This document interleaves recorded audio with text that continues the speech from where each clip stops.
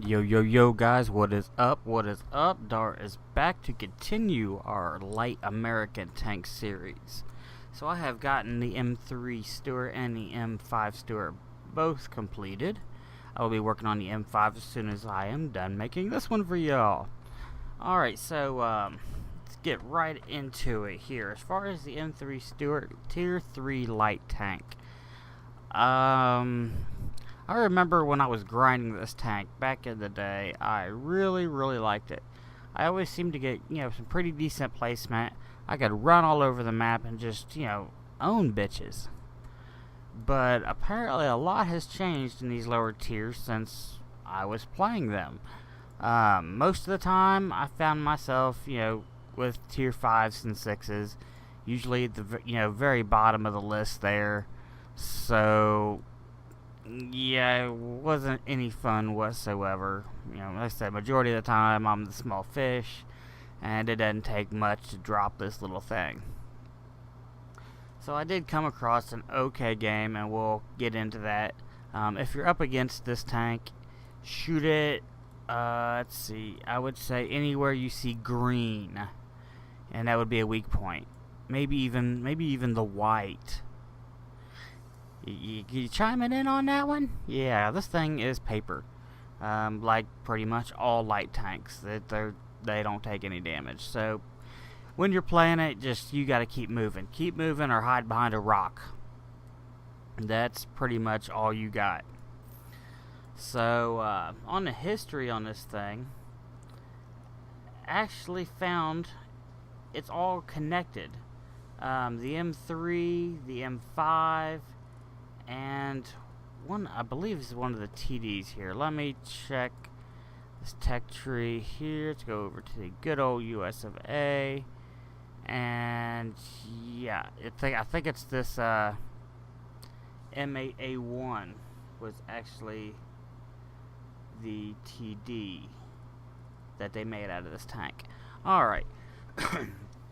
So let's get in. I found all kinds of history on it, and it's just basically just trying to narrow it down a little bit. The M3 family, formerly the light tank M3, was an American-U.S. American light tank for World War II, and supplied to British and the Commonwealth forces under land lease prior to the entry of the U.S. into the war, and used thereafter by U.S. and Allied forces until the end of the war. Now, the name General Stuart, or Stuart, given by the British, comes from the American Civil War Confederate General J.E.B. Stuart, and was used for both the M3 and the M5 light tanks. The British service, it was also had an unofficial nickname of Honey, after a tank driver remarked, "She's a honey," to the United States Army.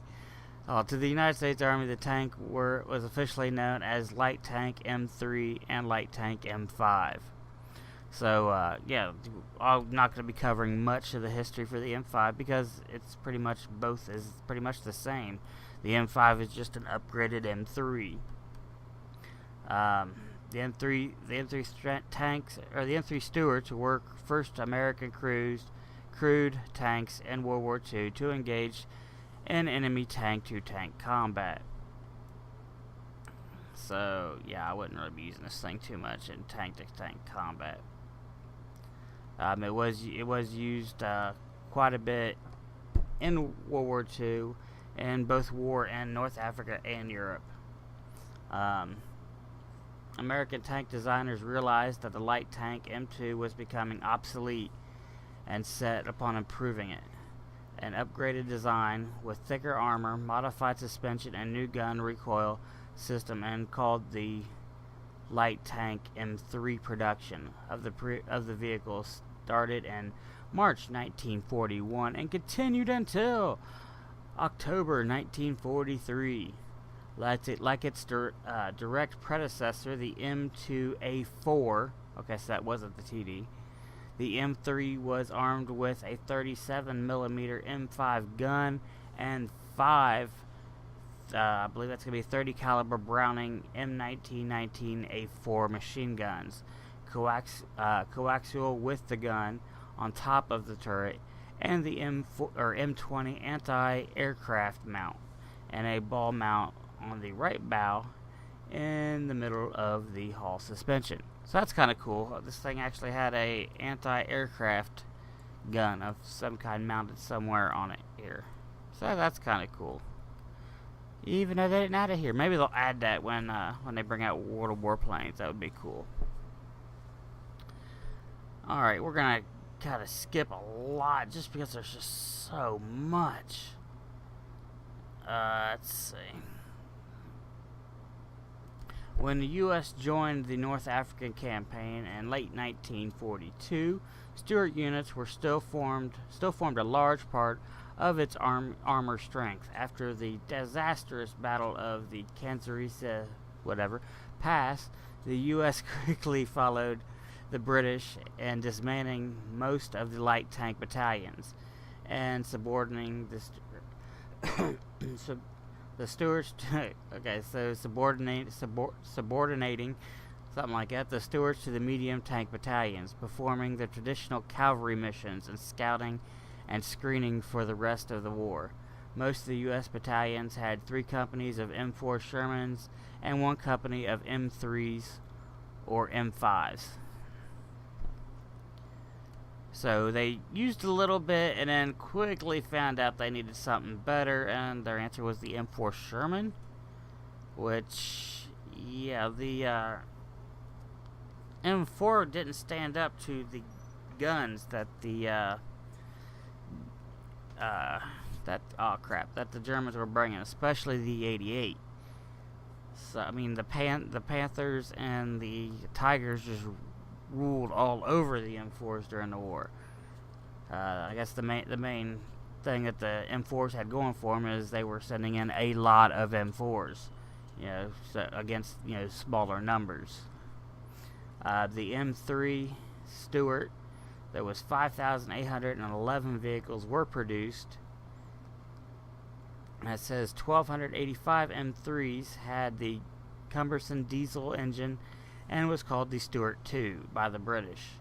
Late production of the M3s were fitted with a turret developed for the M3A1, though without turret basket. These tanks were dubbed Stuart hybrids. And there was an M3A1, which is a Stuart III, and what we call the M5 is the Stuart 6. There's also a Stuart 5 that's not in game. At one point, when the British were started using them as scouts only, they completely removed the turret, and so the tank would be lighter and faster, and just used it only as basically an armored scout to run around and find the bad guys. Alright guys, so as far as the tank goes in game, as I was saying, it's pretty much paper. Keep moving, hide behind a rock. If you get the artillery, circle them. If you get to any other enemies, you can circle pretty well in it. But with this gun, and I went with the 37mm M6, which is 26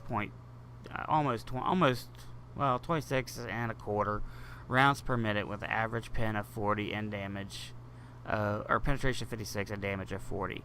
So I mean, when this thing is getting into tier 5s, tier 6, you're not really gonna do much. I mean, if you can circle around behind them, maybe you can get some rounds through, but pretty much it's a scout only. I have gotten, I guess, a few matches with.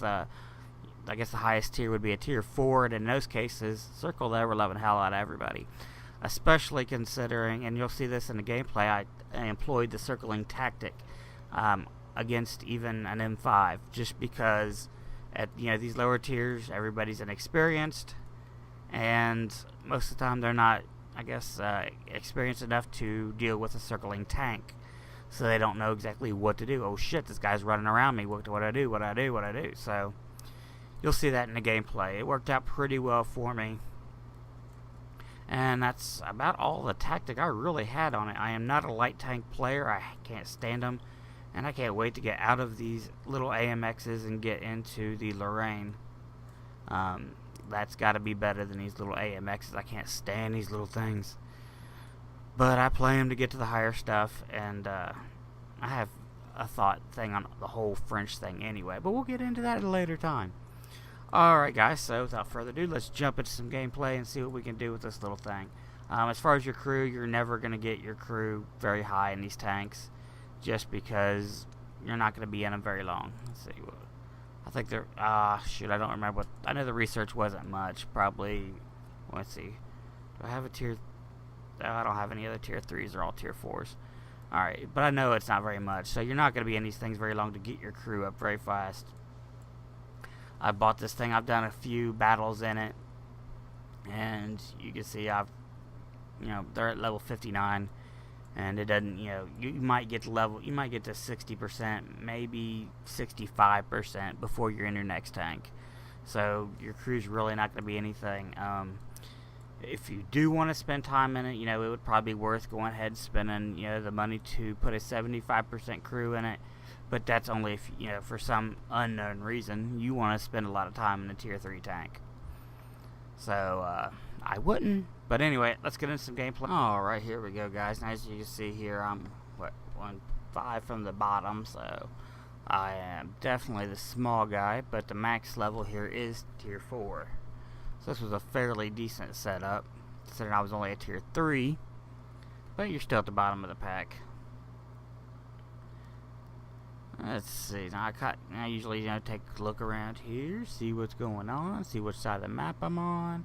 Now in a case like this, I usually like to stay put for a minute and see how the team disperses, and then I usually try to fill a hole. Excuse me. Which is how I usually play a game with this kind of setup, where I'm not primarily a scout. So waiting for everybody to move. There goes the M3. Let's take control here so we can kind of see everybody disperse. Now I'm going to speed this up a little bit, guys. If I remember correctly, this was the game where I'd gotten an important phone call about a job, and I had to go AFK for a minute. So let me speed that up till I come back here. It's 4 times. Everybody's spreading out. Everybody's spreading out. See, I didn't get to see all this because I was AFK on the telephone. Come on, come on. Also, they were already beating us 3-1. I remember when I came back, we were definitely losing. At least I think we were. So I don't really remember now. Daggone it. Alright, you can see, wow, look, everybody moving up through the cities. Oh, there I am. Go back down, normal speed. So I jump back in. I see everybody moving down toward the city. I see this M3 over here after this M2. And I was hoping I could get over there to kind of help him out. He's definitely taking a beating from something. I find it really hard to believe that this M3's kicking his ass that bad. I mean, he should be owning this M3. So I'm guessing he was getting shelled. Boom! Biatch! I rammed him for 160 damage.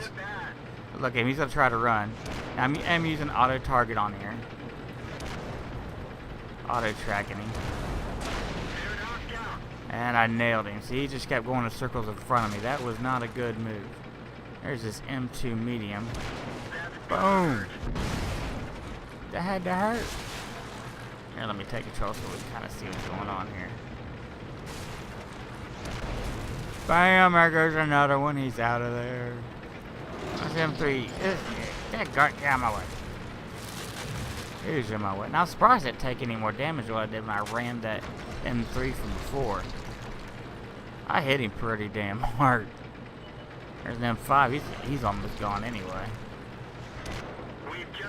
So I ding him. I watch what he's gonna do. See, he was aiming toward the front, and I was coming around. He just stayed put. He should have tried to run around that house behind me. That's what he should have tried to do, instead of just sitting there waiting for me to come. Especially with his low health. Ouch, T82. Damn, nailed me right on the front. Try to use these houses as cover.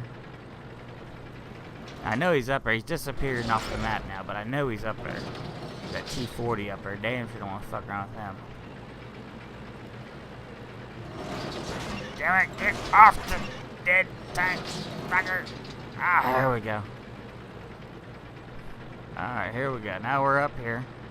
I'm waiting for him. I know he's up here. I know he's up here. And I see they got the Spaz 2 over there, too. So they pretty much... There he is. And he was waiting. He should have nailed me when I came around the corner. See, I could have ran up beside him and just finished him off. But instead, I'm still doing the circling thing. And then somebody else finished him off. I was planning on going around the house and then finishing him off that way. But somebody else got him. Which that works. I mean, hey, kill's a kill. Damage is damage. And I guess so. Apparently, I do believe they were, still losing a little bit. We definitely lost the city. I came back just in time to be able to run over and at least do something. I ended up getting a couple kills. Now, this was double experience, 1,300 experience, 12,000 credits. So not too bad, especially since I was AFK most of the damn game. Fired 16 shots, only hit with 8. So that's not too good, but I was using a lot of auto tracking because I just wanted to keep moving. Just because I figure, with these newer players playing at this level, they're not experienced, they're not ready to counter the running tank. So I got the M5, the M3, damage at M2, and the T82. So not too horribly bad, especially for somebody completely unskilled with this tank or with any light tank. To be honest with you, I like, honestly, I like to play the in-your-face kind of tanking. I like to get right up on them. I like to be a bully. Alright guys, so we're going to go ahead and cut it here. Not too horribly bad here. You expect the M5 video to be up probably the following day after you're watching this one. And remember guys, you can check out all my social links in the description below, as well as my email for viewer submitted replays, which I would like to start doing. If anybody would like to send them out. And remember, we do gold contest over here, guys. We did our last one probably a week or two ago, so our next one will be coming up in a couple weeks. So remember, you do need to be submitted or submitted. Oh, shoot. No, you got to be sub to the channel, and so you can see when the videos come out, and so I can find you. Alright guys, so until next time, I will see you in game.